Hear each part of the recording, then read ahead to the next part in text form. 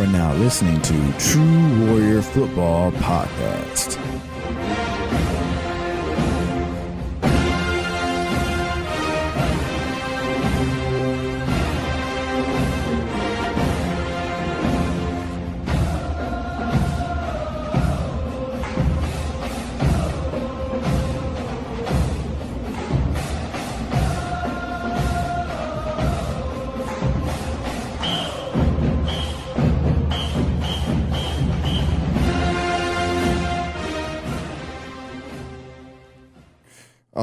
Ladies and gentlemen, welcome back to True Warrior Football. I am your host, Corey Kidd Smith, and it is an excellent time to be a Warrior fan right now. What can I say about this past week's game? Well, we faced off against our arch rival in the Ben Davis Giants, and faced off that we did. We started the game off how every team wants to start the game off, dominating. From the very first play, well, it was the second play of the game. Touchdown. David Bell to the house. And we really just took over and controlled the game from every facet from there. It was 35-0 before our opponents finally got on the scoreboard. And at that point, the game was well in hand, which is sad. Absolutely sad that had to happen that way. The final score of the game would be us 70, Ben Davis 27. And in all the times I've been around Warren, that's just the second time we've put up 70 points on them. Of course, I'm talking about the first time being the great Black Friday game from 2006, the game where 76-7 was the final score, and it could have been 90-7 easily in that game. And in this game, I felt like we could have put up 80 points or more as well. And it just, the difference between the two games is, maybe I'm speaking for myself because maybe coaches or players don't feel this way, but for me, I did not enjoy as an alumni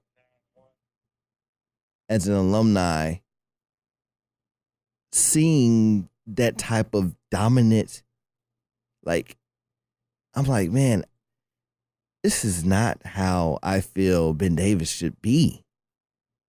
Like, I'm sitting here like, this is really the best team you guys could put forward. This is the best effort. This is it. Come on now. This is your arch rival. This is the best rivalry in the state. Heck, I feel like I hyped up.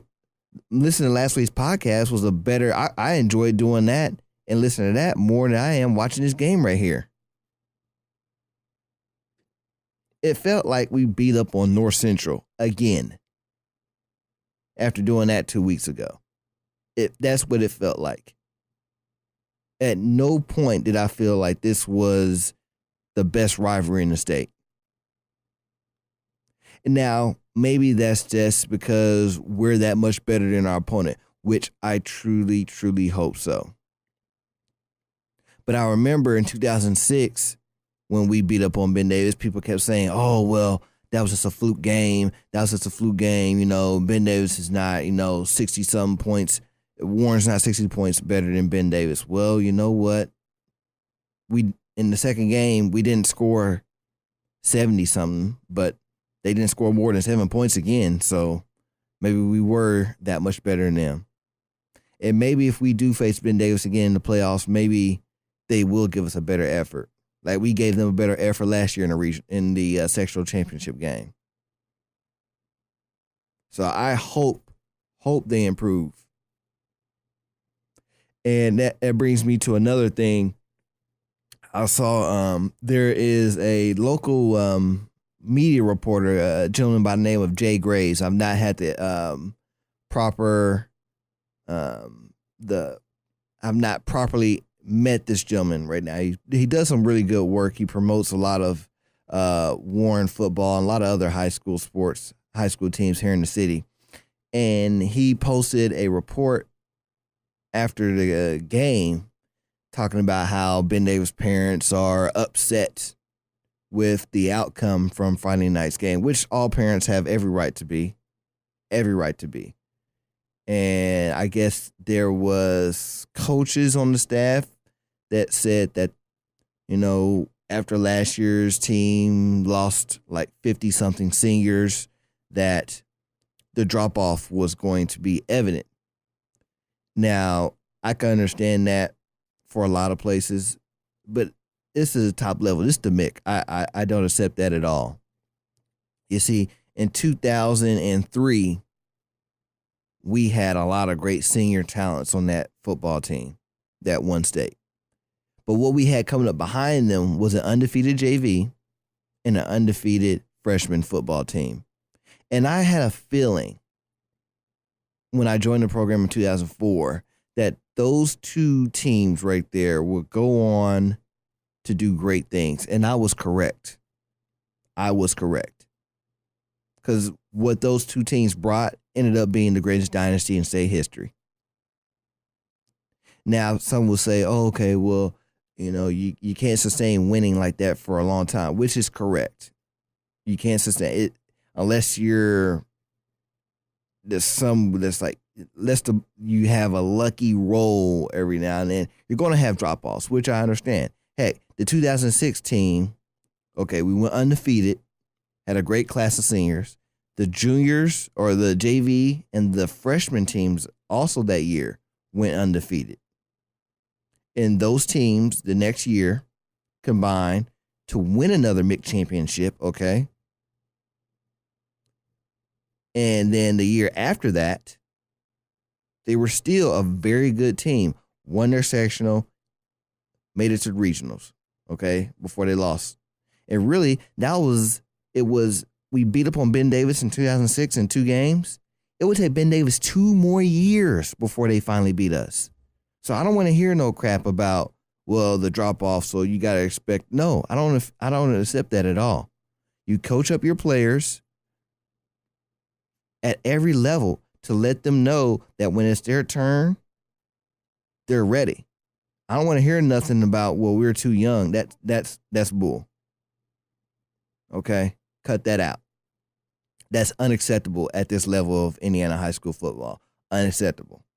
Maybe if we were in 1A, 2A, 3A, that you buy yourself some time with a state championship and, build up your classes and stuff like that. But not here in the MIC, not here in 6A football. That's unacceptable.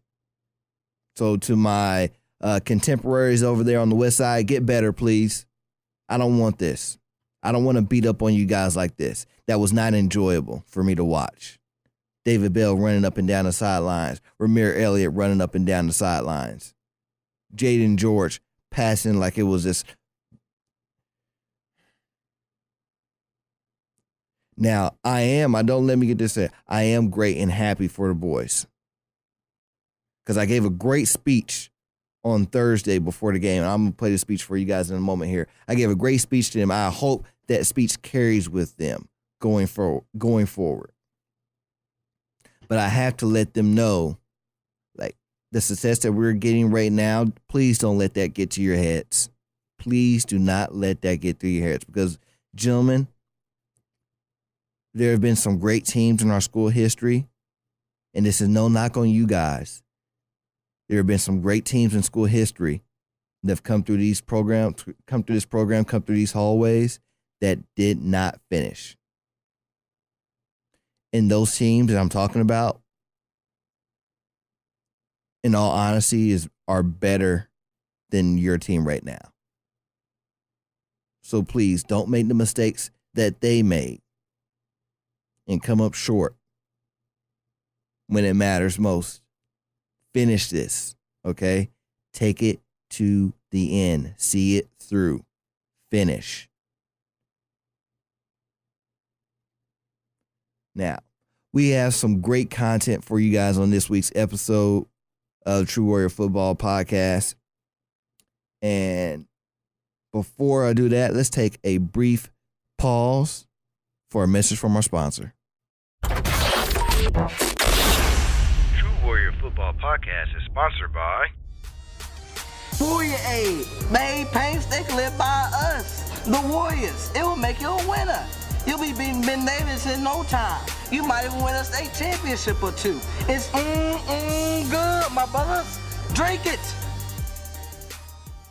All right, ladies and gentlemen, we are back. We are definitely back. I just want to say, let's make sure we're drinking that Warrior A, folks, as obviously our boys were doing that same exact thing on Friday night because they were definitely beating Ben Davis in no time.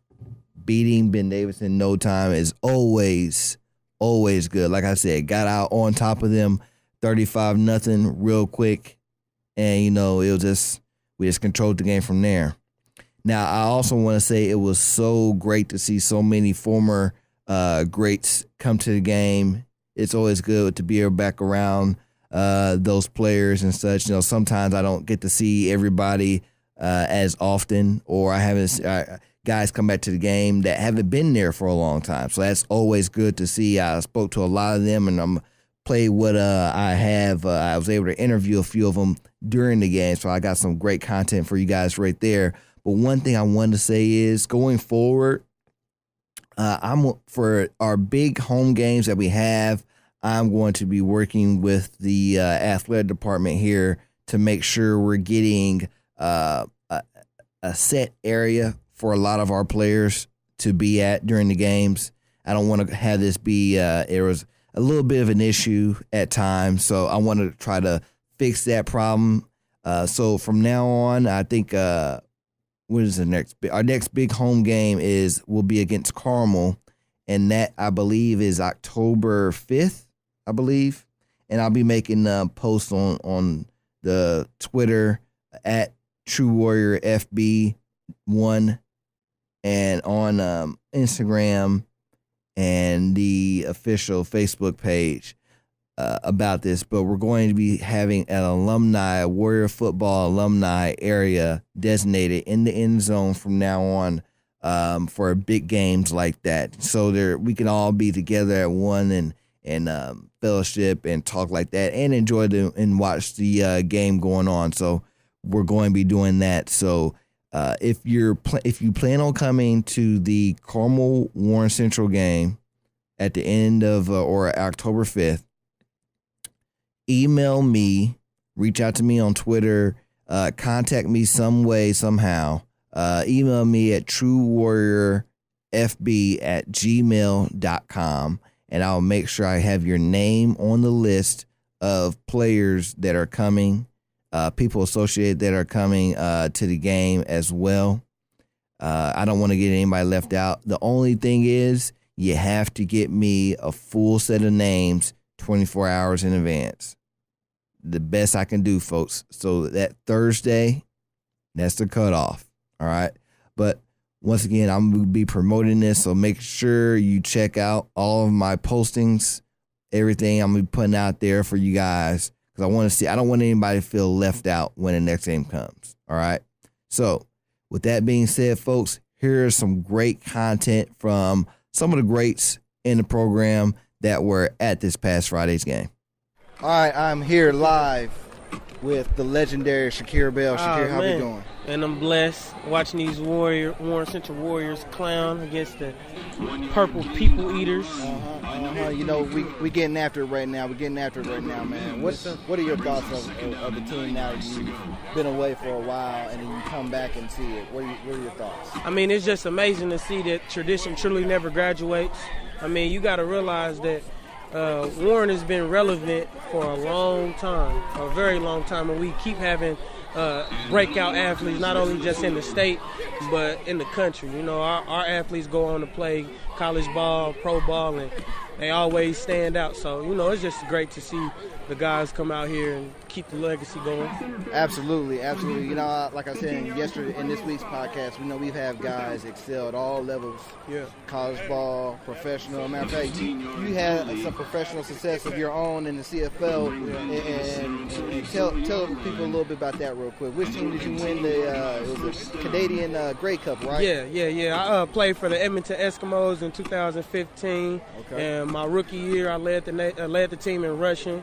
And I only played 11 games. I ended up suffering an injury, but led the team in rushing. We ended up winning the Grey Cup championship and bringing the trophy back to Edmonton. And Edmonton's a great province, and you know, it was just something nice to put something on my legacy like that, being across the border. That's excellent right there. You know, anytime I can see one of our guys excel and bring titles and success to not only their home, but back to the east side, you know, that's always a great thing. It's always a great thing. All right, Shakira, I'm going to have to get with you for a longer interview, but I'm glad to see you're back here. You know, I remember your senior year, we got off really good, and you scored the game-winning touchdown, I believe, right? Yes, I did. Yes, I did. Yes, you remember the play call from that game? I don't know. We just kept on running the score up on Ben Davis, just like how we always do. But we ended up winning against Ben Davis and Lucas Oil in overtime. As a matter of fact, it was overtime. And I just sat down with Isaiah Lewis. He played at Michigan State. He played for Ben Davis. So we actually just got done recapping that game a few years ago. So it was just it's just dope to come back and see Warren Ben Davis rivalry as big as it usually is. Awesome. Well, once again, ladies and gentlemen, this is Shakir Bell, legendary running back. So, Mr. 3000. Mr. 3000 for everybody that does not know. Mr. 3000 for everybody that does not know. Shakir, thank you. Shout out to Mo Lyman. Ladies and gentlemen, I am joined once again by a legendary football player here for the school. State champion. All-state. One of the 3, I believe, Mr. Football winners for linebackers in school history. I'm joined by none other than Nick Temple. Nick Temple, how are we doing today? I'm good. What's going on, kid? Oh, man, we living life right now. We beating Ben Davis pretty good, which is always a good thing. It's always a good thing. How do you feel about the legacy of this rivalry? Hey, man, it's me. It's the best in Indianapolis. Or Indiana, I should say. Let's just say that. What do you remember from your time? Let's talk about your senior year. We shut them out right here on this field. Yeah. It was about 8 years ago, actually. Yeah. Yeah. Tell me about that game. What do you remember mainly from that one? Well, you said it best, man. Hey, we gave them a goose egg. They didn't score nothing. They didn't score nothing. I mean, when has that happened as far as Warren and BD here? When BD hasn't scored anything and came here to Warren Central hasn't scored anything. That's very true. I can't think of too many times we've shut out Ben Davis before. As a matter of fact, let me just say this. That brings me back to my point that I talked about my podcast. You know, Warren Central, we have such a great legacy in this school of great players and position players and stuff like that. But I really feel like our defense in the state, when you look at the state history and what we've done the last 20 years, our defense is the greatest defense in state history. As a school, as a program, overall, it's the greatest defense in state history. Would you agree? Correct. Defense wins championships in my book. Thank you. I'm a defensive guy. Okay. I always been a defensive guy. Coach Tutsie brought me up that way. Tutsie trained. Definitely Tutsie trained. And you know, when you got a tough defense and you know you're on break, your team can go a long way, no matter what. Absolutely. That's why I love. Now, Nick, I'm not going to keep you very long. I appreciate what you've done for the podcast so far. Keep listening, and hey, I look forward to having a full-on interview with you at a later time. Appreciate it. Thank you. Ladies and gentlemen, Nick Temple. Once again, ladies and gentlemen, when I come to a game, I like to make sure the legends come out to the game with me. I'm standing right here with a couple of legends, 2 of Marion football's best and brightest, 2 of Warren's all-time greats right here. Wide receivers, I have the legendary Cam Utter, one of the best wide receivers I ever saw in high school, and I have the legendary Krishan Hogan. Gentlemen, how are we doing today? Good, well. Good, yeah. Excellent. Now, what do you guys had a great career in Marion, okay? Great career. Now you're back here. How does it feel to be back home? For me, it's awesome. Just watching the next generation come through, guys like David Bell at receiver and Romeo, and just seeing what they got. I just love the Warrior tradition. Coming back here, there's really nothing like Warren Central football. Absolutely, man. And I said the same thing to a lot of guys. It's being back home it's really great to be back home again and seeing all these great guys that you played with and stuff like that. All the memories you guys had and stuff like that. So, what's really crazy, and I said this all the time, like when I was coming around, we just didn't throw the ball this much, and now I'm seeing this ball go all around the field. It's just so crazy to me to see, like, greats like you guys. We would have not used you guys the way you guys were meant to be used if you would have came up in my era. But I'm glad you guys did come up in the things you're doing now. Now, tell me this: what are your plans for Sean? I know you're a professional. What do you got working on next? Right now, I'm technically a free agent. Had an injury that set me back a little bit. I'm about a week, tops 2 away from being fully healthy and getting ready for the next opportunity. Okay. And Cam, what are you working on right now? Right now, I'm back at Marion. I'm getting my master's in clinical mental health counseling. That's so awesome. I hope to go forward with that and get my PhD in clinical psychology. Okay, so that's the Dr. plan Utter. right now. Dr. Utter. Yep. I knew when I called you my favorite Utter, there was that for a reason now. All right, well, hey, boys, I appreciate it. I appreciate your time. I'm glad to see you guys back home right here. Hey, once again, ladies and gentlemen, Cam Utter and Kershawn Hogan, 2 Warrior legends here.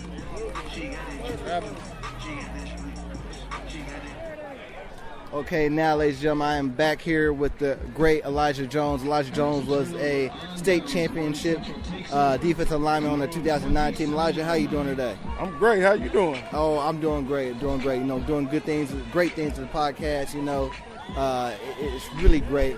And folks, for you guys that did not know, Elijah Jones, he was at an all conference, all state selection. He went on to play ball at Toledo, and he's sitting over here on the sidelines in the back, looking at the players on the defense on the field because he's like a proud dad. His brother Damon Jones, number 98, right? Yes, sir. Yes, 98. sir. He's out there balling. He almost got a sack just now. Let me see.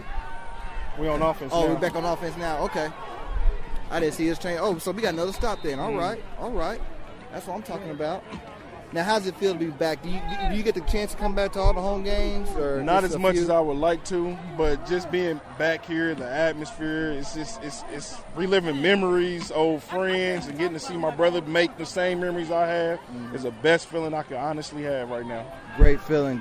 Well, hey, I appreciate you giving me a little bit of your time. We're gonna get together again and do this on a longer format, but I'm glad to. Anytime. Of course, man. Of course, I'm glad to have a little bit of your time tonight. Oh, there we go. Hold on.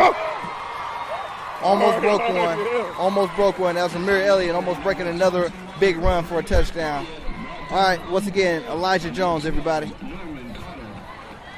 All right, now, ladies and gentlemen, we are joined by the legendary All-State, first person to be All-State in basketball and football here at Warren, All-Conference, as well in 2 sports, the first person in basketball and football. I'm joined by the legendary number 10, Dean Tate. Dean, how are you doing today? I'm doing good. I'm happy to be out here. All right, hey, I know it's always a great feeling, as I was talking to other players that have been, always a great feeling to be back home. A special game like this always brings back a great feeling, don't you say? Yeah, always, especially against Ben Davis. We don't like purple. No, we definitely don't like purple at all. Now, it was tough last year, but you did have some good games against these guys. Now, what do you remember most about your career against Ben Davis?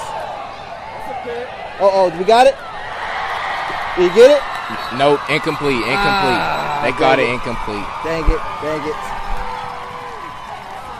All right, you got to rephrase the question. I got thrown off. You're fine. Let's talk about what you're doing right now. What school are you going to right now? I'm at Purdue Northwest. How have you adjusted so far from being in high school to being in college these first couple of weeks of school? It's different. It's different from high school. More freedom. Okay. I'm playing basketball. All right. But, it's nothing really that can compare to the atmosphere of the Far East Side. I miss it. That's why I'm here now, because it's just like the atmosphere, everybody around me. It's just like a different feeling that nothing can compare. I definitely feel you there. It's partial reason why I'm doing this podcast. I came back and spoke to the team, and I thought to myself, man, I was like, I thought I did such a great job. How can I capitalize on it and build off of it? And this podcast was born from that speech, man. It's being back home in this field just does special things to you. I know you had great games on this field right here. Have you been able to really follow the team so far a lot this season? I've been at every game but the Trinity game. Wow. I'm there. They know I'm there. Every game I get a text, bro, you come to the game?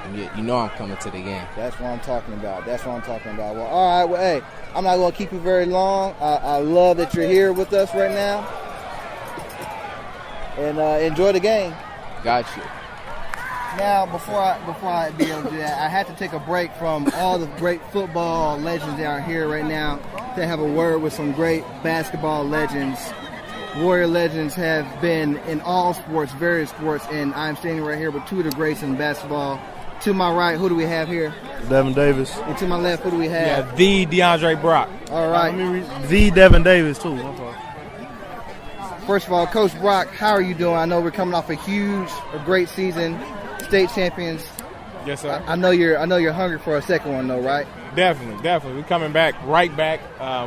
We lost, two pivotal players with Cush and Dean. Actually, 3. Joe, Russ, Jalen Moore. All those guys were intricate in what we did last year, but we building a culture here that's here to stay. So just be ready for state championships. That's what I love to hear. Once you get that first one, the second one won't come on after it, right? You know what I mean? I'm hungry. I got to get it. That's what I'm talking about. It's tradition. Tradition never graduates. We here. Absolutely. Now, Devin, you have just gone through a great journey in college from IU to, what was the school that you were at in Texas again? Houston, University of Houston. No, the JUCO you were at. Oh, Odessa. Yes. So you guys were national champions, I believe? No, we should have been. We lost in this first round of the tournament. Okay. But you won it was a conference championship. Yeah. We won conference region. My mistake. Yeah, don't give him those accolades, man. He got to work for that, man. But you know what? He's had a great career. He had a great career at Houston. I was glad to see you able to bounce back from your injury that you suffered and really get back to playing elite level basketball. Oh, yeah, thank you. Now, what do you have working on for you right now? I'm just working out right now, waiting for a chance to sign with a professional team somewhere, either overseas or in a G League with some teams. I know some teams are interested, but I'm just waiting, letting time pass right now. Okay, hey, you keep working hard. That your call will come, man. Your call will come. Yep. It's definitely great to see you here, and I appreciate you taking the time out to help with this, all right? Make sure y'all listening, though. Definitely, we listening, man. Definitely. From a legend to a legend, I appreciate everything you've done for this school, man. You definitely are a legend. Your name will go down in history as one of the greatest Warriors. Well, I appreciate that, man. I just wish I had the three-point record like you did. Man, I can't get that away, man. It takes hard work to get that three-point record, man. They just kept leaving you open for some reason. Well, whatever the case may be, I had to hit the shot, man. It's still a record now. Come on now, kid. All right, well, ladies and gentlemen, we have Devin Davis and Coach DeAndre Brock, your Warren Central basketball legends right there. Black and gold all day. Yep. All right, ladies and gentlemen, I bring you back here. It's the final person we're going to speak with tonight. I'm here with a guy, it's a true Warrior legend, a gentleman that does really, he's done so much for the program here. He's working with Adidas now. He's done great things with Adidas and helped really bring this Friday Night Stripes game to here. I'm sitting live with Mr. Shannon Ferber. Shannon, how are you doing today? Doing great. Great to be here. Well, Shannon, I just want to first thank you for helping bring this game to the school. It's great what you've done for the program. How did you feel the night went? Well, I tell you, when we first got together with Twitter, one of the things we wanted to do is we wanted to bring great atmospheres. Mm-hmm. Okay, you can go one of two ways. You can go, well, you just want to have really great players, or you want to have great atmospheres, or you want both. And what tonight was so special, and what I knew it would be when playing Warren Central Ben Davis, because of my history here, I knew the atmosphere would be great. Because visually on television, on Twitter, yes, that's going to look great. Absolutely. But then you have to have the great players, because that's what people tune in to see, who that next great one is. And there's two or three, at least on Warren Central, that could be the next great ones. But the atmosphere and the players, we just thought it was a home run for us. Yes, this was definitely a great game. The home side was rocking. We had offense scored 70 points. The second time, I believe, the offense has scored, or his team has scored 70 points or more against Ben Davis. It's a great feat in itself. Going back to your days here, you're part of a pretty big rivalry with Ben Davis yourself, right? Well, yeah, for a long time we couldn't beat Ben Davis, and then all of a sudden we got on a nice run and we flipped that thing for over the next, 10 years after the Delahan run. But, back in the mid-'80s, we used to handle Ben Davis quite well, but they've got great players. Listen, football is a numbers game. game, right? Yes. You got 5,000 kids that go to their school. You got 4,500 that go to Warren Central. Mm-hmm. That helps your numbers. That helps your depth. That helps you be a great team. Absolutely. And that's helped both schools, and it's gone back and forth with the special talent. Absolutely. Well, what is next for you? Where are you heading from here? What's going to? Do you have to fly across the country for another game next week, or what? Yeah, I live in Portland, Oregon now, so I'll go home to Oregon tomorrow, and then we're back in Las Vegas doing Liberty High School next week. Then we're off to Arizona after that. Then we're going to go to Ohio, and we're going to go to Florida. We're going to go to Texas, and we're going to take the Friday Night Stripes all over the country, highlighting all the regions, all the great sport of football, and how it looks in all different areas. I will tell you this. We just got the numbers. We had 2.5 million views tonight on Twitter, which is a new record for us. That's outstanding. I thought it would be great, but, we started doing this. We didn't know how many views we would get. But when you talk about Twitter, 365 million viewers. That's outstanding. I'm glad to see a record was broken tonight right here on the east side, right at Warren Central, right in the greatest rivalry in the state of Indiana. Mr. Furbush, I thank you generally a lot. I look forward to speaking to you again and being able to take this conversation a lot farther. You call me anytime. I'm right over there for you. Perfect. Shannon Furbush for everybody right there. Adidas, thank you. And now we return to True Warrior Football Podcast. All right, ladies and gentlemen, we are back. I want to thank everybody that took the time, a brief moment during the game to help me with the podcast and let me interview them. Always appreciate you gentlemen. I want to thank everyone that told me, they love what I'm doing with the podcast. They love that I'm doing this for the program. And, that means so much to me. You guys just don't understand it. So continue to listen. I appreciate everything you guys said to me. I look forward to interviewing a lot of you guys I spoke to on Friday, more in an in-depth type of situation interview, so we can go a little bit deeper with stuff from your time in the program and what all you guys have done since leaving the program. I look forward to speaking to so many of you guys in the future. But before I go on, I have to say thank you to two people that have helped me with the program a lot with the program. I know I tweet them out, thanks, but I have not done so officially with this show. So I want to thank Gabby Parks, who is my executive producer. I call her my EP. She's been really great with interacting with players and getting them to do little drops and jingles for the show.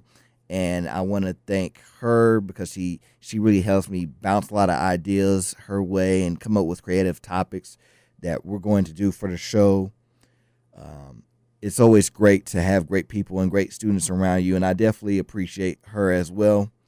I also want to thank my sound engineer in Dylan Martin. Dylan is a very talented individual, and a lot of the great things that we've come up with the show and how, as you see from the show's progression so far, how it sounds so much better. The music that we put into the show sounds so much better from beginning of the first podcast to now. We look at the progress, and I really do truly feel I have two of the best people possibly working for me with this show. So I want to thank you folks and look forward to working with you guys going forward. But now, on to the main meat and potatoes of this episode. We have right here, let's see here, how should I say this? This past week, before the game, I posted a topic. I was like, what would you folks like to hear about in my next podcast episode? And I created a poll. And in this poll, I had about 60 to 70 responding people. And the two topics were the Warrior speech and the blood belts. Two great topics. When I first started this podcast, I knew those were going to be the topics I would want to talk about the most. And to my surprise, but not really, because I know the program so well, I know what people love to hear about, blood belts won out decisively.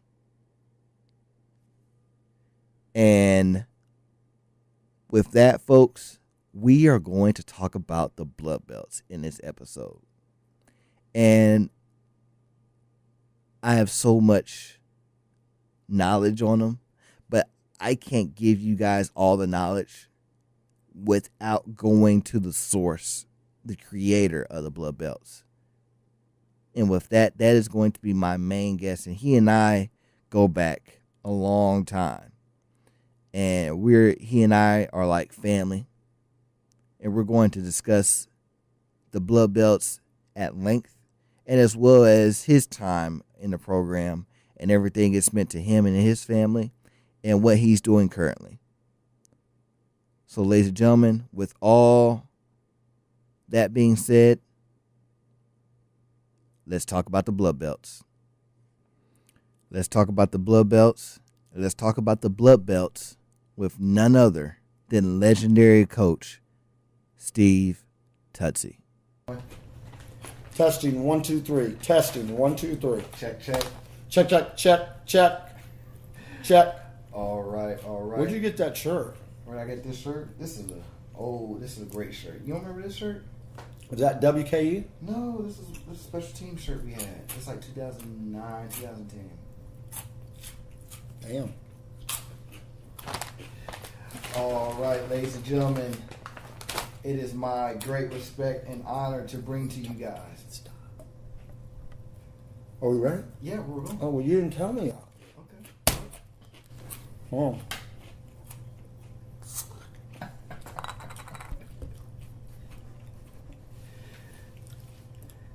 It is with great respect and honor, ladies and gentlemen, I bring to you the one, the only, the creator, I should say, of the Blood Belts and one of the more legendary coaches to ever grace the hallways and the football fields of Warren Central.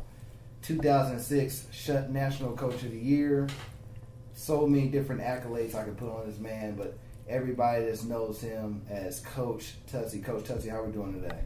Doing great. Thanks for having me on, Coach Smith. Man, you know what? When I started this podcast, I should say, a lot of people were wondering when I would get to this episode.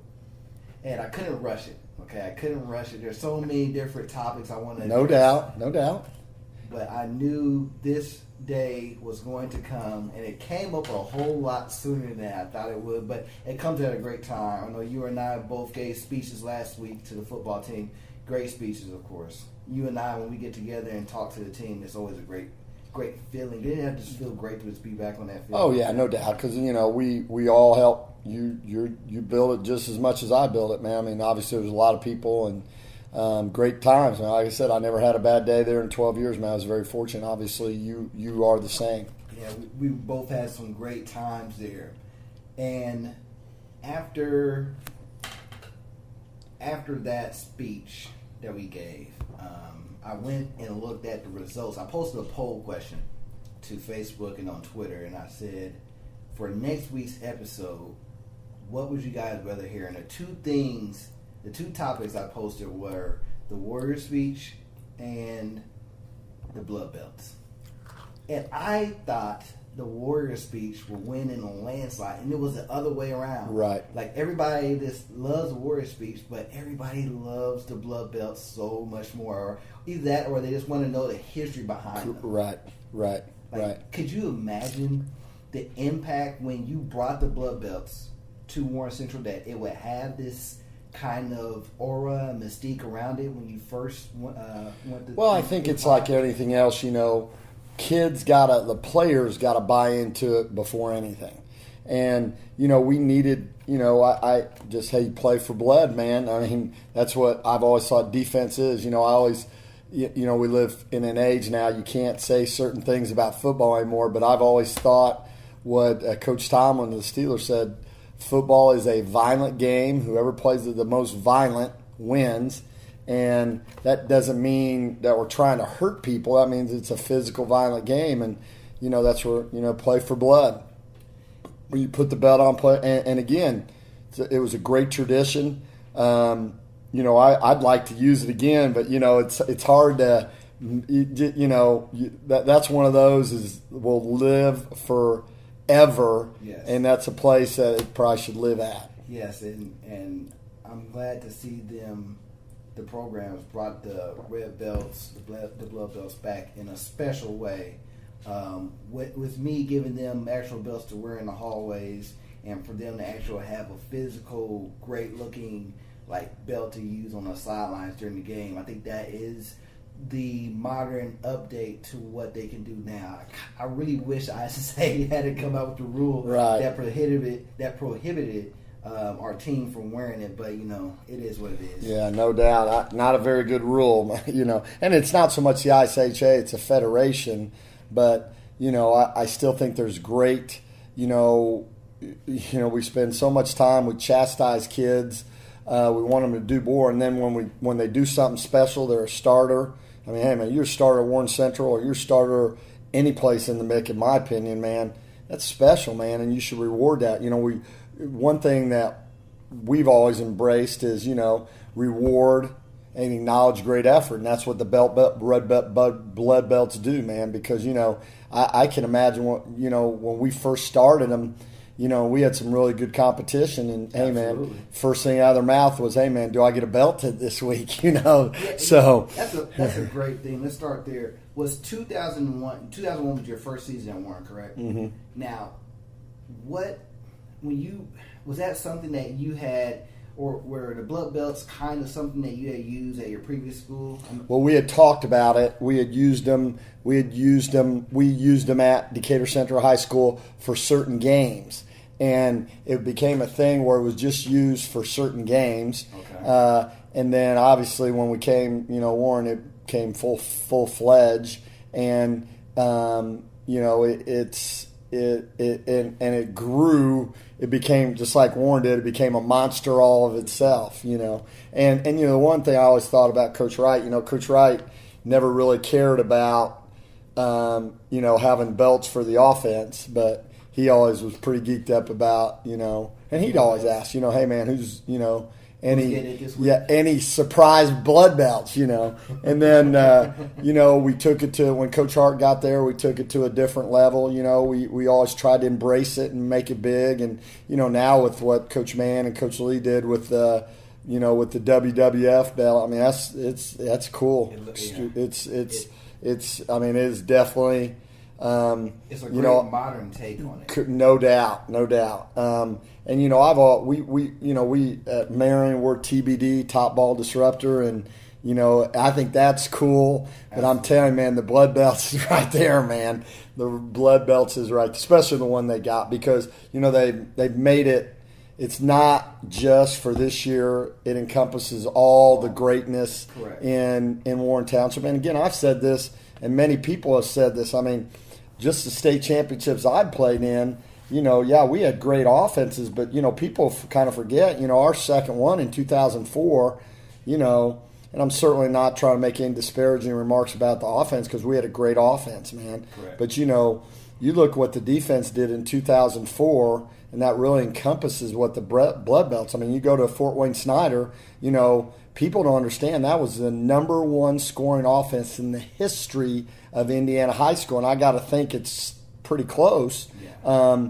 And, I know New Pound and some schools are close, but I say, that was a 5A team and, great defensive players. And, we held those guys to 24 points, I think. And I think it was the final score of that game was 35-23. And now that I think about it, they were undefeated going into the game, of course. But they, like you said, they had some great guys on offense. Oh, my gosh. And really, when you look at that whole defense, you had greats like Paul Washington, Willie Cobb, Chuck Knott, Josh Bailey was playing offense and defense for us and making plays on both sides. Right, we go in the state championship, man. We're playing guys that never even played defense before, man. We also had to replace Hatchett from that game. Right. So Hatchett goes out, in the regional. Yeah, so and you go to Willie Cobb. I mean, Willie Cobb's an all-state player. Charles Cobb, Paul Washington played in the All-Star game. Joey Hodges.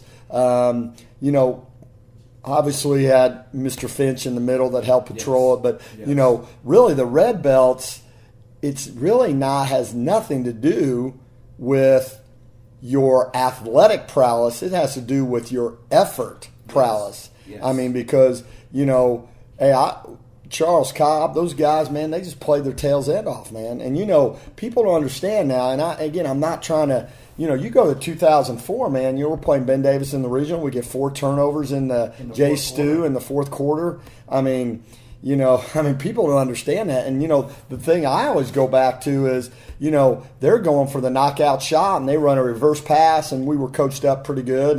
And Willie Cobb, it's like a 17-yard loss. And they end up, they were down like on the 31-yard line. Mm-hmm. I go back and look so many, something good for you sometimes. What are the 10 best plays ever, And, I always go back to 2004 and just the plays that the defense made in that tournament. We were we were not necessarily the best statistical defense, but we were opportunistic with turnover, especially in the playoffs. And that's what I love so much about our defense. I said this last week when I was speaking to current defensive player Isaiah Warren.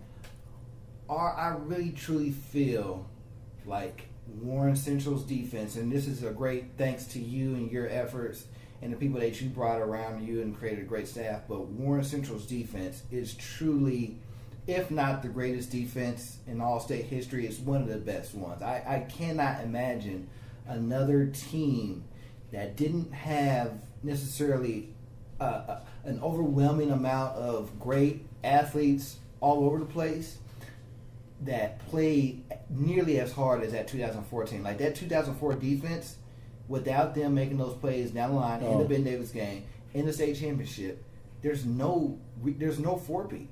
Right. Like it's we made win state in 2005, my senior year in 2006, but it just doesn't carry the same the same like feeling. Like right. It would be like Golden State, how they have won 3 of the last 4 now, but they should have won 4 in a row in basketball in the NBA. So we won that one, and it just carries on the tradition of. We basically became the first team ever to win 4 straight state championships in Indiana. That just carries so much more weight with it, and I know like those guys, like you said, Jason Stewart. I remember him so vividly picking that ball off against Ben Davis, then running out of bounds, and then tossing his helmet up as high as it could go. and a lot of people don't know, Jay Stu was a 1-year starter, had some things that he had to deal, but the thing I loved about Jay Stu, man, when it was time to make a play, he made those plays. I think he had like 6-7 interceptions. Yeah, he was a red belt through and through. And when Jeff Hogue and Coach Clayton was with us first year, but obviously he was with all the other ones, and Coach Massey, and we were really kind of the core guys, and we had other guys in there. We made a kind of a vow to ourselves to begin with. Coach Massey and I were talking about this the other day about the fact that, Warren had always been offensively driven. Mm-hmm. And, now obviously we've had tremendous offense, but, you look during that run there, man, we had a bunch of all-MIC defensive players. We had a bunch of all-state defensive players. We had a bunch of, Marion County defensive players. And, you look at, heck, we've had 2 Mr. Football runner-ups. Who were McKelty's a little different, but Tim Kimbrough lost Mr. Football because Jalen Smith played offense and he didn't, and which is terrible. Yeah, and I'll tell you this too. Jalen's a phenomenal player that won the state, no problem. But I tell the same thing too, man. We didn't get to play a lot of 2A. We played all 6A schools, and we had everybody's best shot. Everybody's best shot. And then. The thing about, you could have a red belt documentary on certain red belt people. I remember, I got one in particular. He's coming up on the episode soon. I think a lot of people are going to look forward to that. If you don't understand the lore of Ben Davis or Ben Davis Warren football, but the red belt, I'll never forget going into the 2003 regional. Remember, we had never beat Ben Davis in a regional, and I missed the kickoff. Everybody wants to know where I am. Well, I'm in the trainer's room, and they tell me, "Hey, man, Paul Funches, you can't play. You can't play." Wow. So we're scrambling. I get a hold of Hatchett, who was on the kickoff, said, "Hey, Andre, you're playing." He said, "Okay." And I'll never forget, I'll never forget this. And Andre Hatchet went in and had people don't understand, man. Andre Hatchet had more tackles from the regional to the state tournament than Chris Graham did. Which is outstanding. And obviously a Division I football player and both you know, of them yeah. And Hatch, I'll never forget what he said. You know, when I said he's got to get in there, he said, "Hey man, do I need to get the red belt?" You know, so hey, everybody knew what that red belt. Hey, everybody knew what that meant, man, and it was special. You know, and that's why I think football. And I kind of laugh right now, and yeah, the turnover chain and some of that stuff is sexy. But, you know, and again, hey, whatever works. But, you know, I still go, it's all about the ball. And when you're playing for blood, man, it's important. You're engaged. You're emotionally attached to the task at hand. And the blood belts brought that out, man. Absolutely. There's no question. The one thing, speaking back to Hatchet, he was a sophomore coming in for a senior. And it just that when you think about that now, it's like, oh my God, I'm really putting in a sophomore that hasn't really played a lot on this great senior-driven defense. And not only did he rise to the challenge, he became a great leader on that defense. And to take one spark like that, and you get him a blood belt for future games, and man, he just takes off. His career just takes off like that. It is just so crazy how the motivation and stuff like that drives a player. I mean, you know we have some multi-year starter defensive players, but you know, you look at some cats that we had. Chris Wright, a 1-year starter. Yes. You look at Stephen Willis. You know, people. And I told this story. One of my greatest stories. One of the most proud moments. You know. We had lost to Ben Davis in the regional in overtime in 2002. Mm-hmm. We did not defend their run game very well. I go find they storm the field. They're yelling at Liz Wright, and I took offense to that, and they're yelling at Desmond Tardy, and I'll never forget literally pulling Stephen Willis to my side and said, "Stephen, if you play defense, this will never happen again." And first person I hugged after we won the state championship was Stephen Willis. And why did you sing loud, Stephen? Why not? Because here's what I tell you. I mean, Stephen Willis was a football player. Stephen Willis could have played wide receiver and he would have been really good. But the thing I loved about Stephen, he was so, you know, we had physical backs, would block and tough. But, you know, the thing about Stephen, man, Stephen could run, he could catch. And, you know, you go back to look – you know, as impressive as Tim Kimbrough and some of those guys, I mean, look at Stephen Willis' stats his senior year. You know, again, how many people in Warren Central history were all-state in offense, their junior year in all-state defense? Not very many. And again, look at Stephen Willis' plays his senior year. Back to sectional second round of the sectional, Lawrence North. At Lawrence North. Or at Lawrence North. Guys, people don't understand, man, we're down going into the fourth quarter. We call a Big Mac blitz. We get a tackle for a loss. We score. Next play, they throw a pass. Stephen Willis intercepts it for a touchdown. Fast forward to the regional against at our place versus Ben Davis, who scores a winning touchdown. Stephen Willis, defensive touchdown. He was, and the thing that I always loved about Stephen Willis is, like, for Jeremy, I would give Jeremy a tape and say, "Okay, Jeremy, who you reading?" And with Stephen, though, Stephen wanted to talk football. Hey, coach, you know, he'd get that from the offense, obviously, you know, how to attack. And Stephen always wanted to know how to attack people.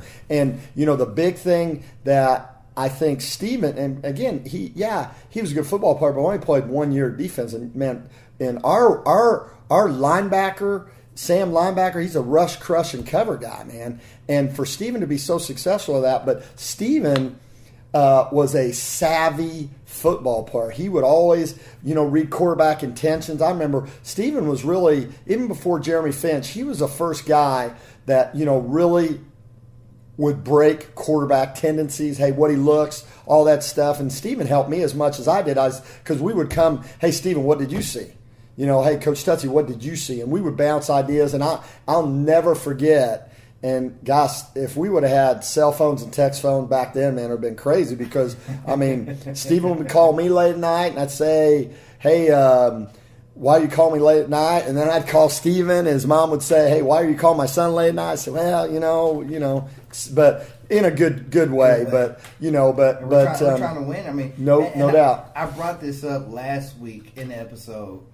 The 2000, really from 2001 is when we really first started to really get over and really get to that level where we can compete with Ben Davis. Right. Like I said, 2001 we only lost 2 games. Both of those were to Ben Davis. Right. 2001 we only lost 1 game to Ben Davis at home. And then 2002, excuse me. Then 2003 is when we finally got over the hump of beating Ben Davis, and I think Stephen Willis, as you say, is one of those key components to actually helping us get over that hump. And not a lot of people actually know about him. And this is why I'm doing the podcast, to let people know about those players like that. Right. Now, another great player that played on that defense that wore a red belt, I have to talk about him, Mr. Graham, Brick. Yeah. Talk to me about. Yeah, great story. We get Brick from Broad Ripple, and he was playing defensive end. And shut up! No, he playing defensive end, and so we played against them. And I remember our guys would run. Brick was good at getting off the ball, and they would just kind of run under it. And Brick didn't have a great supporting cast. But the funny thing was, I'll bet you Brick in his sophomore year, I bet he had 30 tackles because he was chasing everything down. And I'll never forget when, he comes to our place, and it was really quick. We were going to make him our Brick linebacker. I mean, Coach Massey, like Coach Massey said, man, if he would have played in our defense, he would have had gazillion more tackles because we were very linebacker friendly. We set it up. Mm-hmm. So, Chris Graham, our Brick, and you look at our Brick linebackers, Hatchett, Kimbrough, Jamie Arnold. But I can go on and on, man. I mean, those guys, and again, all those guys are all conference. All those guys were all state. All those guys were all metro, all those guys were state champions. Yeah, state too. Yeah, and the thing I think and getting back to what I said, the Broad Ripple coaches said, man, we tried him at linebacker. He's not disciplined. He's not savvy. And, really? He said that? Yeah, those guys. And they're probably a little bitter, and those are good dudes. I'm not saying they were good dudes, but, the thing was funny. It was really obvious. It took Coach Massey and I about 2.5 seconds to realize he was going to be our Brick. We knew he'd be our Brick. And, I go back to the story when we're playing Elder, the last or second to last repeat state 1A state champions. And what people don't understand is Chris Graham had spent the night with Coach Wright because we had to get early, and it's like 6 a.m. and he hears this sound and he walks down, and Chris Graham is watching. That's where we had VCR, so watching Elder. And again, Chris Graham was you're talking about a dude that started 4 years in Michigan. And, one of the greatest compliments we got was, Coach Herman had came in one time and said, hey, man, you guys did a great job with him. He's a very savvy football player. And Coach Massey, phenomenal. Yes. From the All-State, great. Coach Massey would have been a Mr. Football candidate if they had it. But, the thing I'd say, too, people don't understand our sack record we got versus the two-time state Ohio, 11 sacks, and really – we got hosed out of three other sacks where they said that, and they had Florian had a great quarterback, and we got after him, man. And we had 11 sacks, and Chris Graham was the defensive player of the game, even though I thought it should have been Stephen Willis or Chris White. So that's a good thing to have, and Chris wasn't like that. But I'll never forget Florian, the quarterback. Like the last play of the game, Chris pushes him out of bounds for like the 15th time, and Florian said, hey, man, I'm going to the Ohio State game tonight. Why don't you come and play?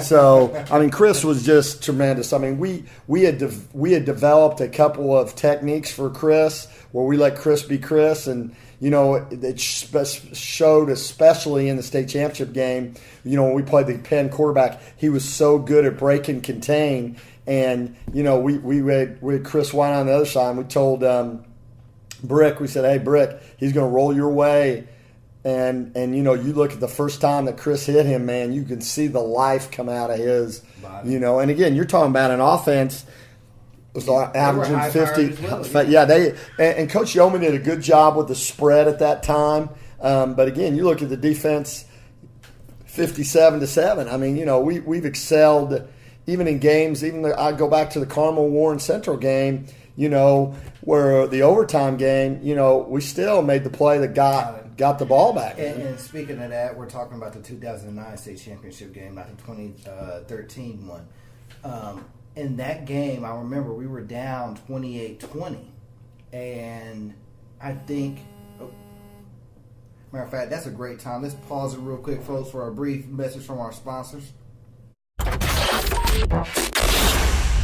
Warrior Football Podcast is sponsored by Warrior Aid, made painstakingly by us, the Warriors. It will make you a winner.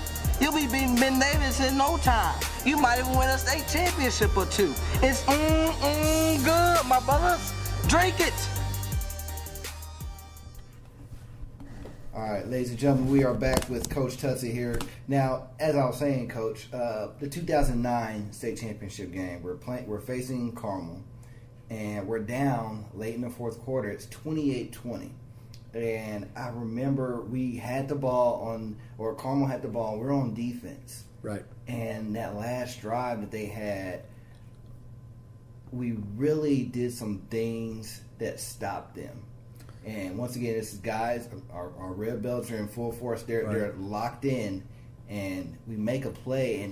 And really, Carmel, if they would have went for it on, I think it was like 3rd-and-1 or 4th-and-1, deep in like we had to go like if they didn't get it, it would be like we would be like on a 20-yard line or something like that. We were deep in the end zone. Like they could have scored again or kicked another field goal.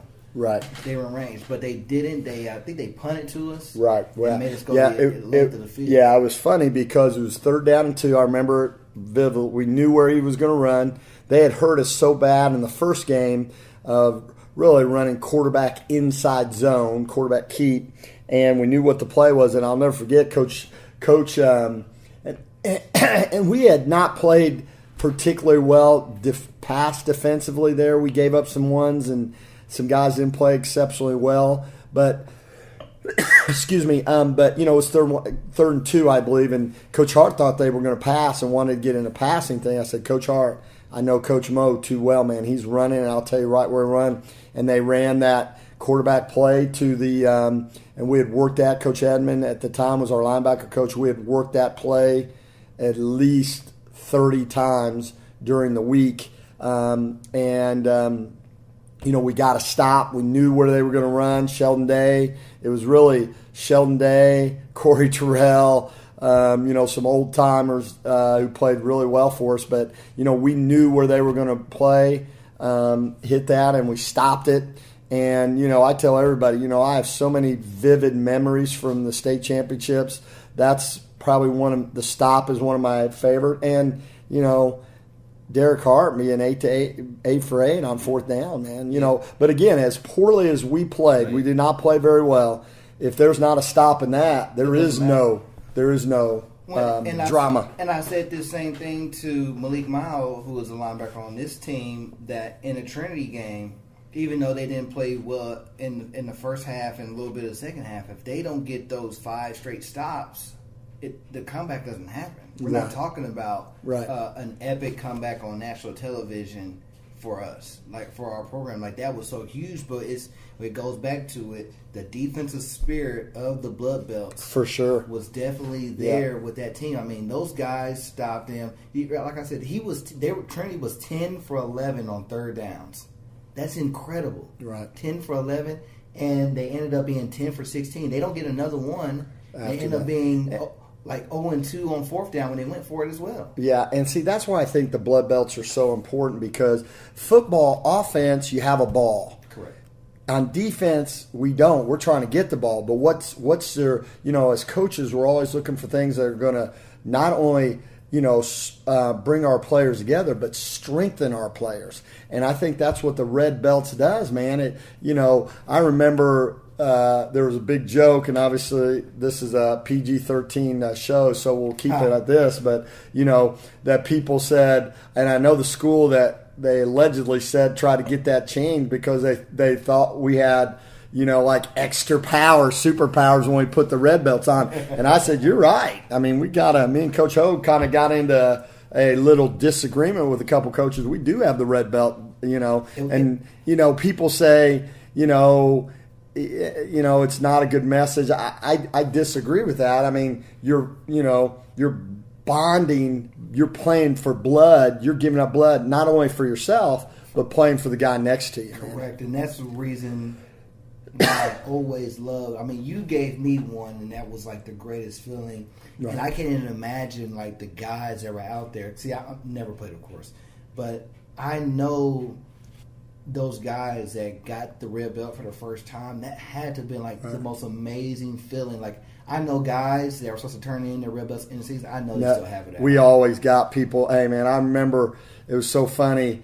That 4-year span, especially, I would go to all those graduation parties, and I say, "Well, now I know where all our red belts are, man." So, they're trophies that people have hung on to for years now. No doubt, man. No doubt. I remember Willie Cobb first time get teared up when he got his for the first time. Exactly, man. Like it's a huge rite of passage for our defense and the history behind it. Like I said, Andre Hatchett.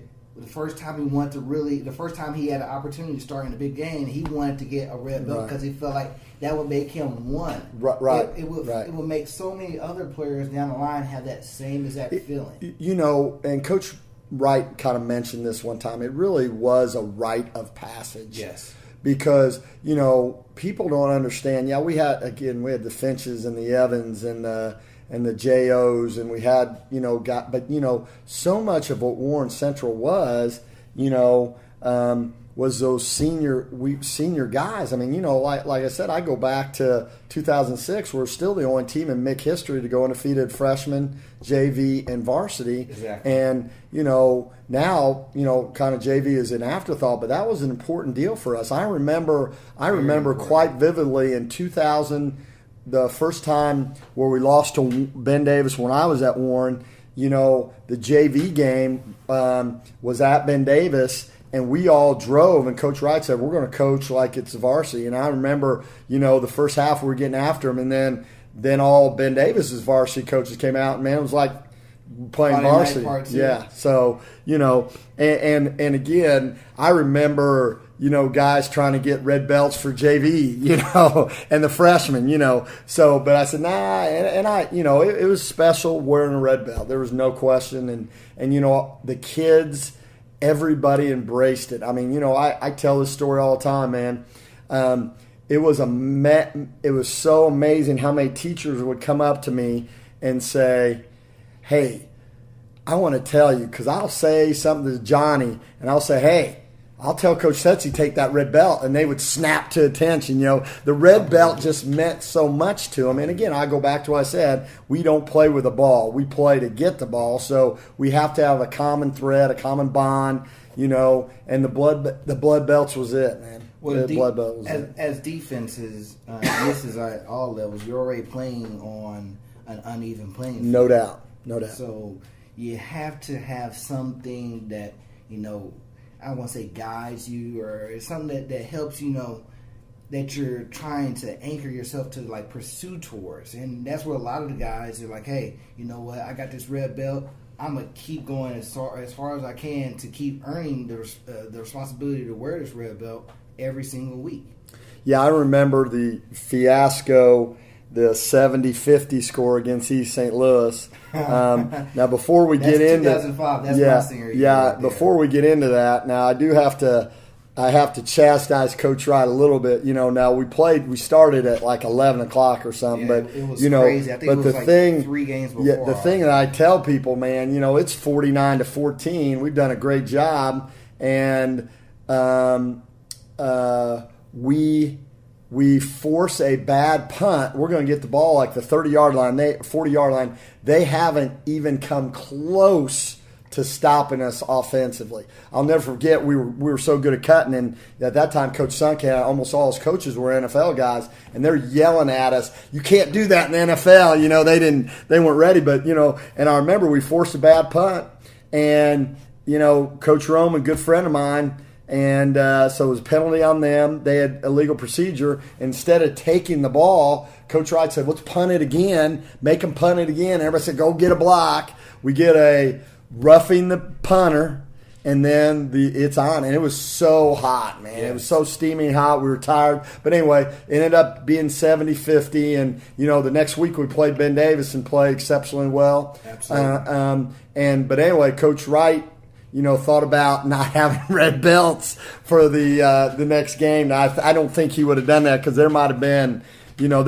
been a true offense versus defensive fight on that one, you know. And I don't know. Coach Wright benches a lot, but I don't know how well he'd do in a scrap. So I might be able – he's a basketball player. I was a wrestler. So, and we had some pretty tough – you know, we had Coach E. I think we could have taken the offense. So – Coach Burton been tough because he's a lean guy, so he's quick with his hands. But yeah, the one time we had kind of threatened to take him away, we obviously responded exceptionally well the next week. That game was just really, it was like I say, it was just really weird. That was the first time we had played on it was the Jeff George Classic at the time. Right. We played, it was 3 games before us, and then we're the nightcap, but those 3 games before us, they go long. But we have the rain delay. We have a 2-hour rain delay, and that was hard. And it makes it muggy, and by the time we get on the field, it's 10:30, kickoffs at 11, and we're sitting here playing the game at 1 o'clock at night on a Saturday. Right. And again, I'll go back to, you know, again, that's what embellishes the red belt. You just said it, man. We might not always play that, but, you know, when we have to make a play. Absolutely. When we have to make a play, even in that game, man, we got it. People forget. Anthony Vaden had a touchdown for an interception, man, to start the second half, man. People forget that stuff, but you could go back and have a red belt documentary, just the greatest plays in red belt history. I mean, there would be some fighting, there would be some argument. Which one would be which? Yeah, I mean, but that'd be something to sit down and because there are some big ones now, man. I think the best one. And I truly, like I said last week when I was talking about the 2003 team and how they feel like they're the greatest team in state history, and they're always arguing between 03 and 06 guys. But what really brings the debate to a close for me, the 2006 team. Okay, we're playing Carmel at home. I know you know where I'm going with this. Yep. Offense turns the ball over. I think it was an interception off of a tip ball or something. Carmel intercepts it, and they bring the ball down to the 1 yard line. 1 yard line. And there we go. Right. Our best defense against what would eventually be Carmel's Mr. Football and Morgan Newton. Right. And they have the ball 4 straight plays on the 1. I think the score at the time may have been 7-0. 7-0, yeah. Yeah, because I think this is still, it's either the end of the first quarter or the beginning of the second, somewhere around there. It's still the first half. And somehow, some way, our guys, our defense, great standing. I always, this was really important for a lot of people. We didn't have Jeff Massey that year. He wasn't the linebacker coach. He got a new job, so we had Coach Marsh was in there, and Coach Marsh brought good stuff in. But the one thing that I had always been impressed with Coach Mo is in short yardage situation. He's really going to trick bag you. He's going to shift you. He's going to, and Morgan Newton, Mr. Football, and there's a great picture of Rodney Morton hitting him on the option. Absolutely. But getting back to that, and just how, and we really didn't spend a lot of time in the red zone because we didn't anticipate being down there much. Now things have changed, but but the thing with Mo is he's going to shift you, and Mo was way ahead of his game, and and they had a great running back at that time too. Yes, I think it was Aaron King. Great running back, and so we had stopped them. They tried to boot on us. I forget who made the play on the boot, but they tried to pass on us. We did a good job, but getting back to that deal. in my opinion, nothing is a greater momentum switch than the goal line stand. I mean, absolutely. You know, I mean, that place went right down and we did score. And, you know, I'll never forget, you know, Mo, and I don't know this, I know for Carmel, but that was the first time he'd ever been shut out at Carmel. And I've looked, I don't know if they've been shut out in any game since. I mean, that was 12 years ago.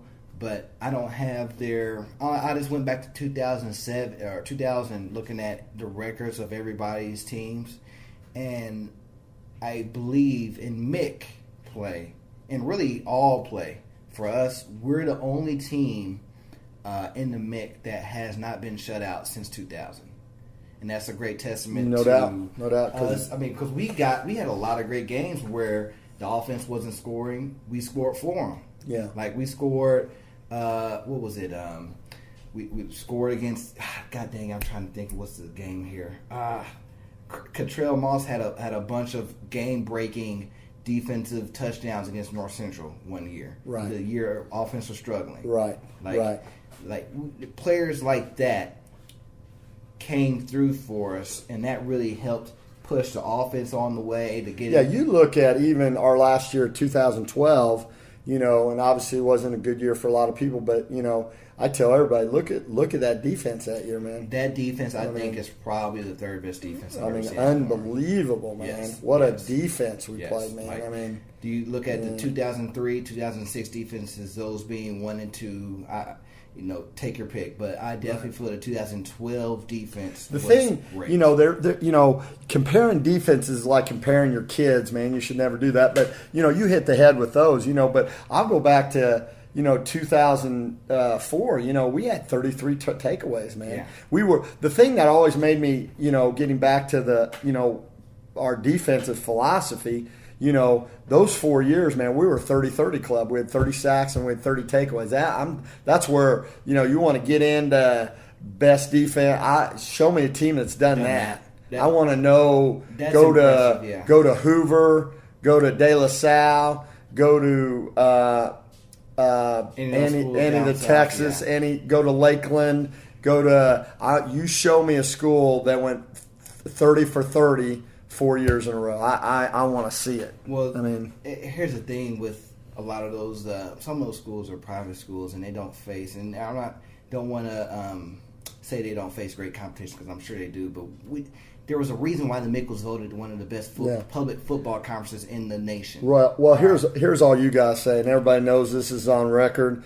You know, 2 Hall of Fame coaches, Frank Beamer and Coach Lloyd Carr from Michigan. Coach Carr had said, and now Coach Carr was kind of referring to the whole, but he said the MIC, and no offense to the Terre Hautes, that's when the Terre Hautes were in there. Mm-hmm. So he had said it was the best football conference he had ever seen. And then, you know, Coach Beamer, when, you know, obviously, you know, we had Darren Evans who went there and, you know, Chris Harley. You know, a lot of people don't know this. The whole reason, you know, when I became the coordinator at Decatur Central, I go see Coach Foster, and, you know, we had to beat James Banks, you know. So, you know, the reason why James Banks got that offer from Virginia Tech is because I brought the tape and said, hey, Coach, I need help with this guy, you know. And Coach Beamer said, you know, right there, he'd never seen anybody like that. And, you know, then you fast forward, and, you know, you got Chris Harley, you got, you know, they had offered Finch, they had offered, you know, Darren, obviously, and, you know, you ask Coach Beamer. Now, you're talking about, you know, Virginia, man, they got Newsport News, and they got, and he'll say there's a lot of great individuals, but the collaboration of talent and well-coached football teams, and you look how many people, I mean, Virginia Tech has offered people at Carmel, Ben Davis. Exactly. So, you know, those 2 Hall of Fame coaches, I guarantee it that you ask them who the most impressive football conferences you ever said, they're going to say the MIC, man. Which is incredible because you would think larger cities like Chicago, maybe Los Angeles, some schools, some cities in Texas or New York, that they would have better conferences. But it so works out that what Indianapolis has right now has just made itself be really, truly the best that it could possibly be when it comes to producing athletes across the board in all sports. Right. Well, and here's the thing, too. If you look at max preps, and, of course, this was on the Internet, so everything on the Internet is true, of course. But, But, the Indianapolis metropolitan area is this last 7 years is the third most recruited area or producer of Division I talent. Dallas is one, and then Dallas is one, Los Angeles two, and we're three. Wow. And that just tells you. And again, I know that not all those are mixed schools, but I think if you break it down, about 80% of those players are from the MIC. Exactly. So, I mean, it's not close, man. That's why I just kind of laugh that the ISHA just doesn't get it, man. It's sad because we have such a great product. And again, let everybody in, but just seed that tournament. Unbelievable, man. I was speaking with a gentleman online, and we were talking about how the ISSA doesn't seed the tournament, and we both mentioned how the 2011 it was, and I said that to him. That's my biggest travesty as a coach of being a part of the program was having how that 2011 season ended with us going undefeated, beating everybody in the regular season. We beat Carmel, and then Carmel that's first year Carmel was in our sectional, and we had to go to Carmel to face them in the sectional championship. That's horrible. That shouldn't happen. Carmel should come to us. Right. Or it just really makes no sense. That should have been a state championship game. Correct. And that's the thing that is so sad because, you could say whatever you want. They're still 17, 18, and 19-year-old kids. And, my whole argument, and I know this isn't what we're really talking about, but, they say, well, we don't see for everything else. Well, yeah, they do. When my son was his senior in the 300 high hurdles, he was the 8th seed. So he was in the first 8th seed. And, those Carmel swimmers who's going to Olympics, the breaststroker, she's in lane 5 because she's the best breaststroker. And Adria Jackson, when she won the high hurdles, she was in lane 5 because she was the best. So we do seed. So it makes no sense. I'm out of it, and I'll be honest with you, it'd be awfully hard to go back just simply because. And again, let everybody in. And what people don't understand is, and I'll use Lawrence Central as an example. Lawrence Central had a phenomenal football team last year, and the idea that says, well, hey, you got to play them all sometimes, it is true, but what they don't understand, it's hard to win a sectional football. And if Lawrence Central, I firmly believe if Ben Davis and Warren weren't in their sectional, they would have won the sectional. I know they would have won the sectional. They dang near, they beat Warren and almost beat Ben Davis in the regional.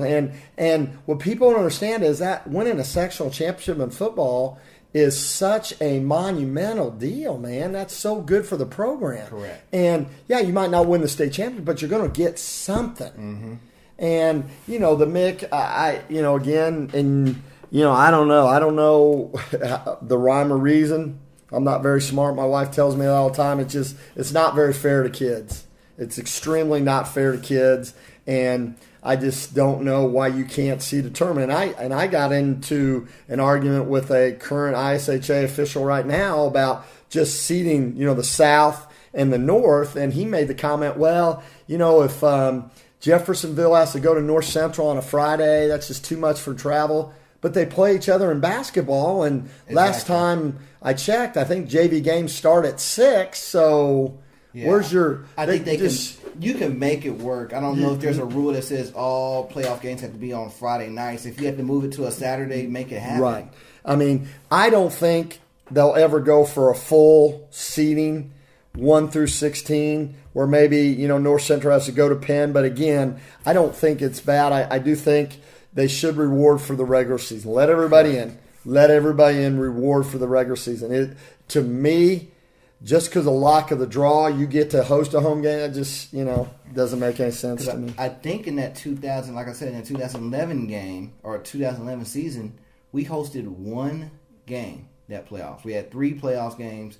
We hosted the first round, went to Tech, and then went to Carmel. Right. That's not right. No. That's not right. And the thing is, I even heard former Commissioner Blake Ress, who I had a pretty good rapport through because I knew him, when he was a principal at Martinsville, said, mentioned, well, what are you going to use to seed?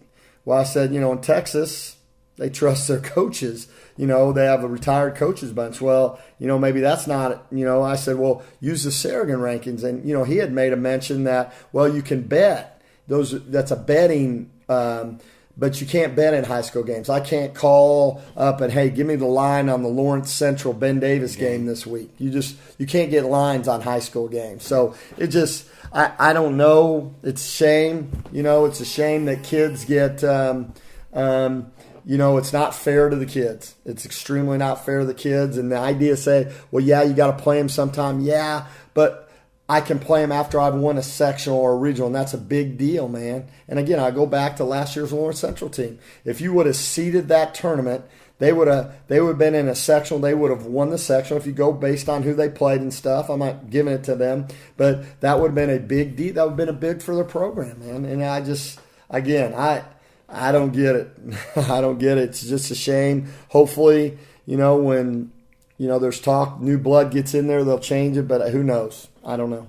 Now, one last thing before I let you go, Coach. We're probably going to do more of this, me get together with you at a later time when you're not as near as busy. I know it's getting late here. Tell me one thing. I know you spent, what was it, from 2001 to 2012, 11 straight seasons, 11 straight years, I should say, coaching football. Was there, what was one of your proud moments, more proud moments as the defensive coach and the head coach at Warren Central? Well, that's an open-ended question there. Extreme. Hey, I love to win. Everybody knows me, knows that. But I take great pride too, and that's why I always took offense how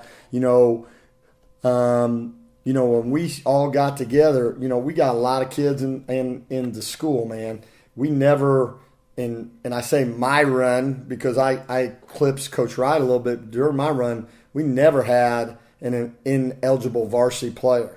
We never had a Division I football player who didn't qualify. Now, again, that had a little less to me that had to do with Miss Bush and Miss Riggs and Miss Wright and Marnie Mooney, yes. All those people who were involved on that. But, I go back to, I'm the head coach. First trip we go to West Virginia and bring our academic staff. And Coach Richrod said, my 30 years in doing this, nobody's ever bought their academic. And that's why I always took, great solace in that, we were not a football factor at Warren Central High School. We took care of our own. We took care of our kids, and we got criticized for a lot. And we had some knuckleheads, like everybody has knuckleheads. But we did a lot for kids. We did a lot for our community. I to say one thing is really hard, but I would say if I had to, just the number of kids that we saved. We saved souls, man. Tracy Bush and I talk about this all the time, man. We save souls. And that's why I have such dismay for people who criticize public education, because at least my dealing in public education, I love teachers and coaches because they don't try to seek a blame. They try to seek a solution. And the one thing that me personally, I always tried to find, be part of the solution, not part of the problem. And I thought we had so many people rolling in the same direction. That's what I took pride. I tell this all the time, talking about Lloyd Carr. When we won in 2006, we had just beat Ben Davis in a big game. I think we went 3 or 4 weeks. There wasn't a fight at Warren Central High School. I mean, guys, and you asked Mr. Burchett. You asked Mr. Burchett. The football set the tone, man. Everybody was on board about us winning not only 4 in a row, but going undefeated. Remember, none of those other teams have won undefeated. And I'll never forget, I had just been named head football coach, and the school board members are there. And I won't say what school board member it was, but came up to me and said, hey, winning 4 in a row is nice, but we want to go undefeated and win 4 in a row. Now you're talking about we play in the MIC, Okay, you're talking about everybody. We're on everybody's radar. Everybody wants to take a shot at, but you know what? Our goal was always 1-0. And that's why I really give Coach Rodriguez a lot of things, because I remember talking to Kevin. When Kevin was left and he said, "Hey, how would you handle this?" He said, "I'd never talk about the 4-peat, because really you don't have to. You've already won. You don't have to win 4 in a row. You just won 1 in a row." But we talked about it every day, and that was instrumental. And again, you look at those stories there, man. The kids that we'd saved, and some kids that went through some traumatic times during that season, man. I mean.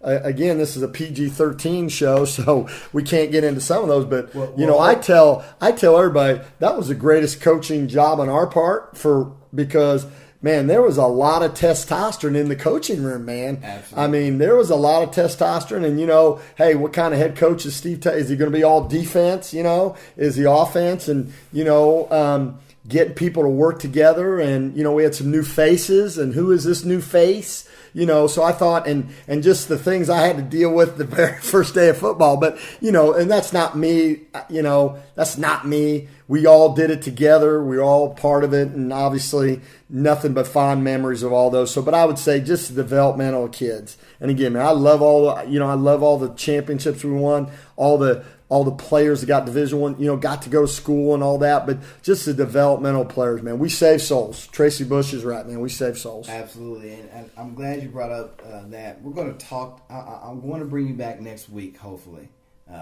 barring a great. Our schedules can work up, but this has been great. Like literally sitting here talking with you. I know you've been. Both of us have been great to each other's families. Like no doubt. Your son, like my brother, and for sure. I had both you guys in my wedding, which I'm forever grateful for and thankful. But I just wanted to say thank you for everything that you've done for this program. I really feel like when Coach Wright brought you over here, it was God's work, God's will, bringing you over to help save and bring on this great tradition, not just on the defensive side, but for everyone who has that you've ever touched, and that's really been a great part of their life. I just want to say thank you for everything that you have done, and that the program literally would not be without you. I don't know if anybody's ever said that to you. But coming from you, that's really impressive, man, because you would know, and I appreciate that. And again, man, I had great parents, and I had great faith, and I tell everybody, probably an above average coach, but I never had a little brother. Try to treat everybody, like a little brother, and I definitely became a better coach when my son was born. I wanted everybody to,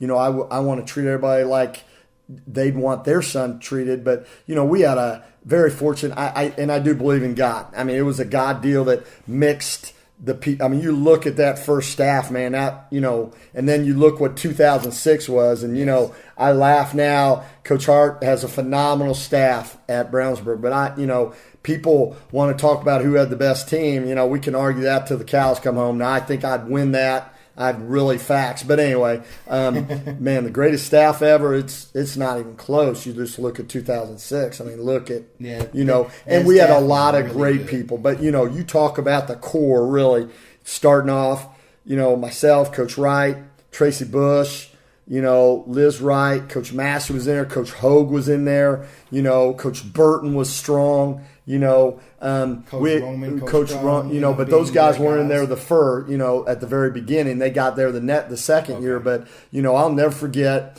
We just got beat Ben Davis in the regional. We lost 2 games that year. Coach Wright and I, it's Saturday. It's so fun. We both came in to watch tape, just him and me. We were in the locker room, the old locker room. I bet we talked for 3 hours, just saying, we sent, hey, what's next, man? What are we going to do next? I said, hey, Coach Wright, we're gonna win a state championship, and we just went into saying, well, how exactly are we going to do that? And I'll never forget this, and I've really not shared this with anybody. Kevin and I have talked about it a couple times, but we literally. That day after, we were about 3 hours in the locker room. It was hot as all get all. There was no air conditioning there. We really mapped out the the next 5 years, because Coach Wright, we literally did. Hey, where is Hatchett going to be a running back or a linebacker? Is Darren Evans going to be, how are you going to, hey, we're going to have a good offensive line. We're short on some defensive guys.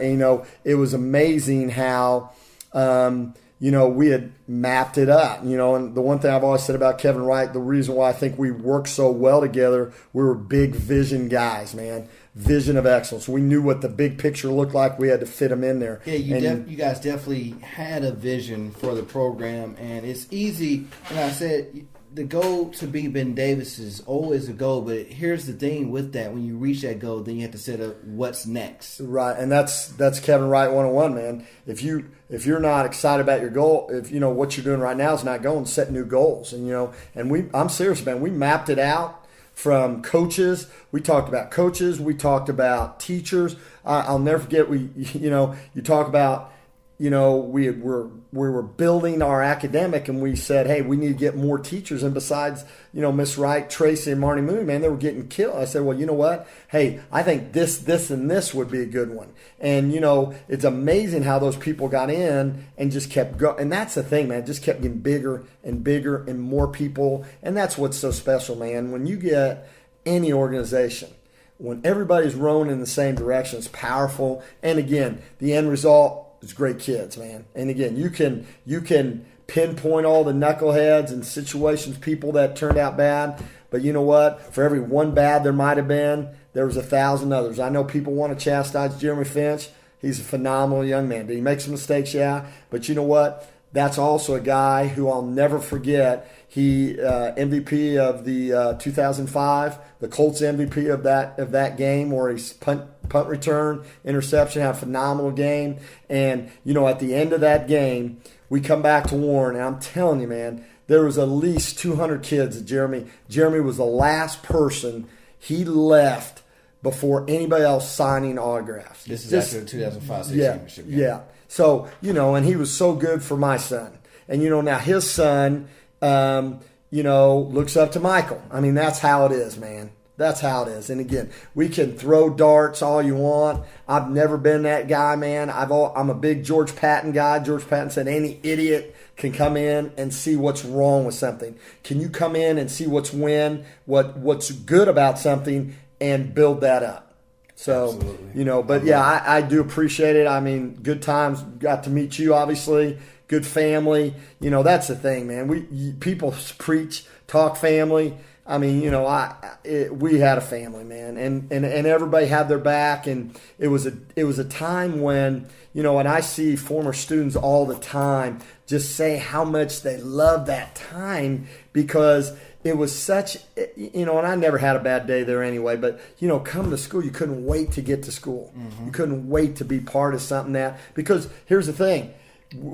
What was next, man? Okay, we won one. Let's win two. Let's win three. What really speaks to me is no other top team has won back-to-back titles since.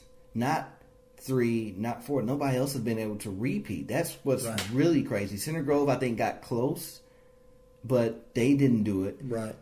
We weren't, unfortunately, we weren't able to do it from 2009 to 2010. Right. But it just shows you how hard, how much things really have to be in. But you gotta have coaches all buy in, players all buy in, and then the support staff, everybody else around the community buy in as well. And I'll go back. We had great administrative support, man. Yeah. You got Dr. Hinckley. She was as, I think she probably said it the best, man. We were the lifeblood, and probably still are, of the community. Now, some people will think that's wrong. I don't think it's wrong. I mean, I think when you invest into high school kids, that's probably a pretty good deal, man. I mean, can it get overboard? Probably can, but I just think, you have to, we talk all the time in college about the triangle. If one side of the triangle falls, then the whole thing's going to fall. But, Warren, we had great players. There's no question. We had great players. We had great coaches, and we had great support, man. Yeah. all the way across, man. Absolutely. Great support, man. Absolutely. Well, Coach, I appreciate it, and I definitely look forward to continuing this talk another time. Thank you once again. I really appreciate it. Thank you for having me on. I appreciate it. All right. All right. Welcome back, ladies and gentlemen. That was one of the best interviews I could possibly ever hoped for this podcast, for this show. Coach Tutsie and I, when we get together, we can talk for, as you see, for a long time, but about a lot of great things, about a lot of great history behind the program.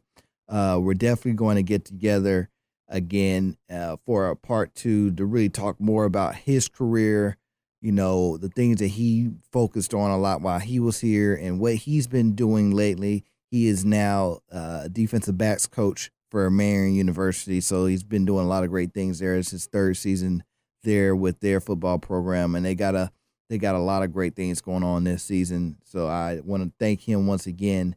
He's been very good to me over the years, and I definitely appreciate everything that he's done for me. But definitely, before I end this podcast, there's 2 things I want to say. First of all, I want to send a happy birthday message to a few people that birthdays over this past week.